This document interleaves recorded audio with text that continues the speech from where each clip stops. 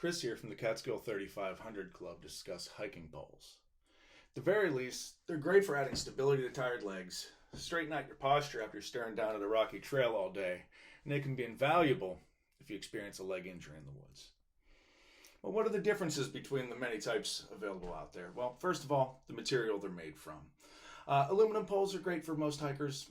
If you want to shave off some weight, spend 3 times as much. Carbon fiber poles are out there, and they're great.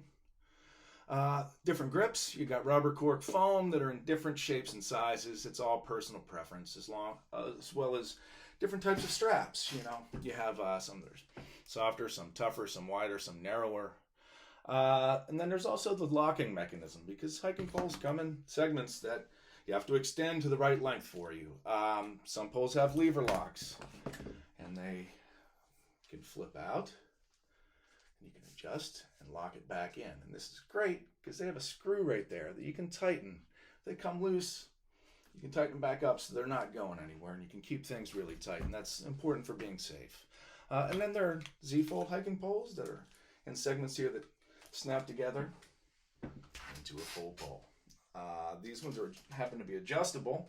Some are fixed length. The one type of mechanism I'd recommend staying away from are the twist lock mechanisms. This type, they're more prone to failure than the other types because you can't tighten them back up. Once they get loose, you might be bending them on those poles, and they'll get down on you. No good. Here's the correct way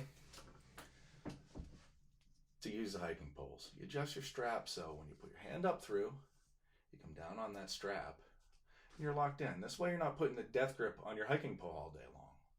You're locked in, you can barely pinch it, and it's going to stay there.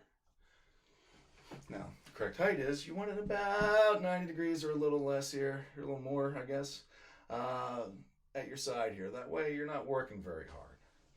You also want to know whether your poles come with snow baskets, because if you're going to go out in the winter, you're going to want these. They prevent your poles from plunging as deeply into the snow. And I don't wear snowshoes or micro spikes without using poles.